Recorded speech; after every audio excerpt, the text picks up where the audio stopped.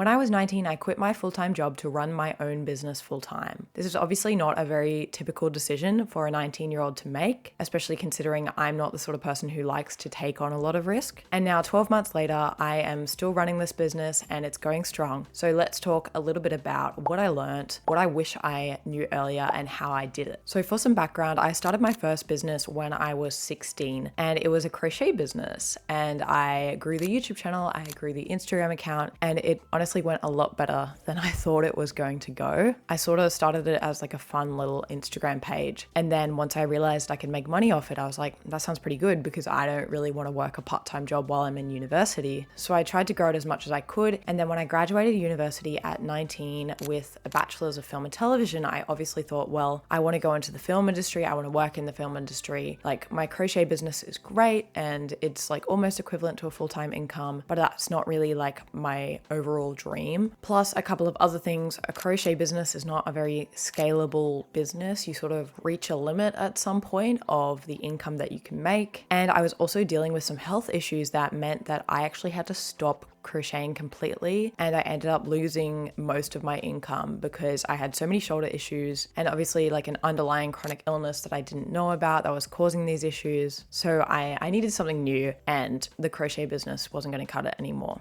This was when I started a full-time job as a producer's assistant, which was literally my dream job. And it was about an hour away from home, so I ended up moving to that location. But slowly my health issues were getting worse. And within a matter of 3 months or so, I realized that my fatigue and my chronic pain was getting too bad to actually work a full-time job. 8-hour days were not working for me. I was falling asleep in work. I was just in a ridiculous amount of pain. And I thought, well, it's going to be impossible for me to get a disability payment. Obviously, I'm still earning a little bit of income from YouTube. What am I meant to do? Am I just meant to quit my full-time job? And so at the time, I decided that I would pick up on a little bit of freelancing on the side. Now, obviously, that's not the brightest idea, me doing freelancing on top of my full-time job when I was already having health issues. But I thought, hey, if I can make it with freelancing, then maybe I can quit my full-time job and just work like 30-hour weeks or 25-hour weeks doing freelancing. So over the next month, I tried to get a couple of clients. I ended up getting like 2 main clients, and I sort of went, oh, I'm really enjoying this. Like, I missed working for myself when I did my crochet business back in the day. Well, I guess it wasn't back in the day. It was about 6 months prior, but you know. So I ended up telling my boss that I was gonna quit work because of my health condition. And obviously I was pretty sad about this. It was my dream job, but I was struggling so hard to make it through the day. And I thought, great, I have no other option now. Like, I have no choice. I have to start a new business and I have to make it work. And I think being like forced to start something new was what made my brain go, okay, like we need to lock in right now. And like, I have to make this work. I have no choice because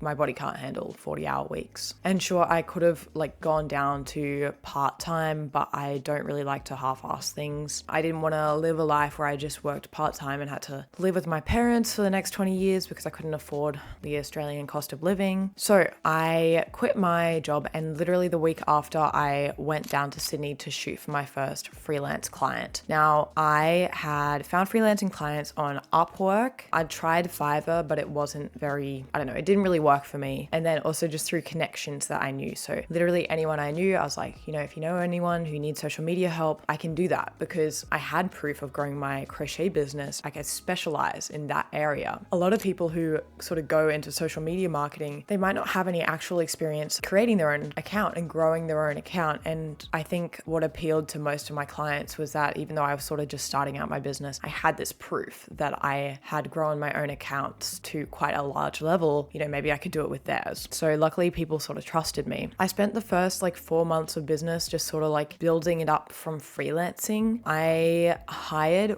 really early on, which is a kind of controversial move. I will make a video about when you should hire, but I knew I had to hire early on because I couldn't do more than 30-hour weeks with my chronic illness. So that sort of forced me to scale, which ended up being a really good thing. And my editor is the first person that I hired. My editor, Brooke, who is currently editing this video. And I had a lot of editing to do for clients, and I was like, you know what, this is really draining for me. Like, filming is tough. Obviously filming days, my shoulder pain, everything, that was tough, but I wasn't having to do too much of that a month. So the first person I hired was an editor. So that was just contract work, not a full-time employee at this stage. But then I kind of figured, you know what, if we're going to do this, we're going to do it properly. So I got a proper logo made. I put together a company Instagram for Sense Social, which is the name of my social media agency. And I made a website and I just started promoting it to my social media. Now, you'd be surprised, I guess, having 250,000 followers, you think that, a lot of people will come over from that account and follow you. But of course, these people followed me for crochet. They don't care about what I'm doing outside of crochet generally. A couple of people did, but not many people did. So it pretty much, my entire audience that I had was now unfortunately considered kind of useless. I loved my crochet audience and they supported everything I do crochet wise. But as soon as I did something new, of course, they were there for the crochet. They weren't there for the business stuff. So this meant starting something completely from scratch. One thing I have found is that client outreach is very tricky for me. I struggle on calls. I struggle to,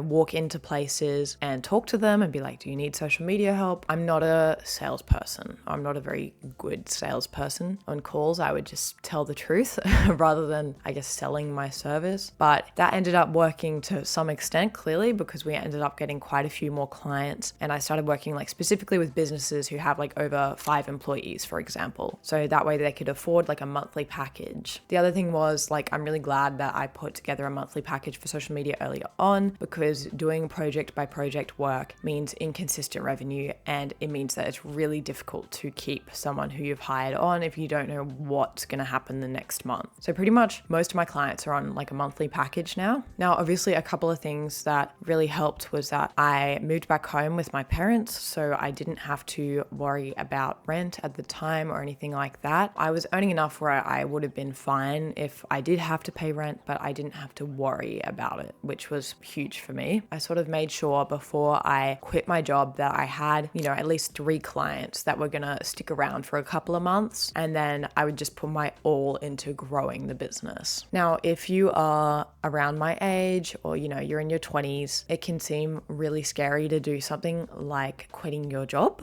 obviously, because you've done all this work, you've gone to university probably, and you put all this work into getting a full-time job, and now you're finding maybe you don't enjoy it that much, or maybe you want something bigger for yourself and you want to increase your earning potential or something along those lines. You think you'd be a good business owner, then it can be really risky and a lot of people will discourage you from starting a business, but it is completely doable. You need to have knowledge in certain areas. You need to do a fair amount of research before you really go, okay, I'm quitting my job. You need to have some sort of setup where you're already earning income from this new business. You don't want to just quit your job, then start a new business. You want to sort of already have it going. But my opinion on this, and a lot of people do not share the same opinion as me on this, is that my age is kind of the best age to start a business. You're learning so much at this age, which is almost more important than actually making money from your business. You learn so much that later on, if you want to start a new business, it doesn't matter if your first business failed. You have that knowledge now. The other thing is I would consider it way less risky than starting it when you're 30 or when you're 40, because I don't have kids, I don't have a family, I don't have a mortgage or any, I guess, risk that I'm taking on here. The risk is that I guess if it didn't work out, then I would have lost a year out of my career.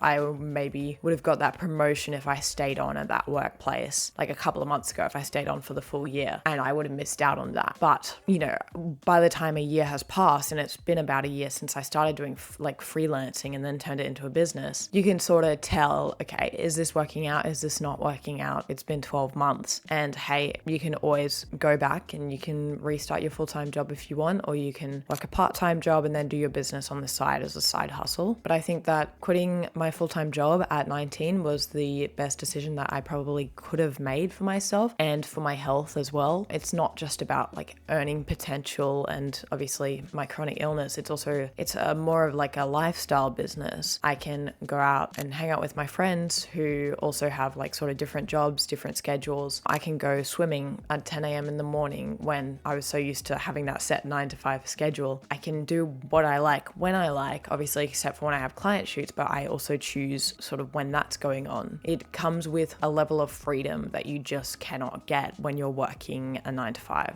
Nowadays, I have 2 contractors working for me, and then hopefully I'll bring on an additional one sometime soon, and the business will slowly continue to grow. But overall, I am beyond glad that I quit my job to do this, even though it was heartbreaking to do so at the time. It was definitely the right decision for me, and if you think that you can start a business, then give it a go while you're working your job and see how it works out. And I think that there's no better age to do it than when you are in your early 20s. I am going to make quite a few more videos on running a business and working in social media, so make sure to subscribe and comment below if you have any particular things that you'd like me to make a video about. I will see you in the next video.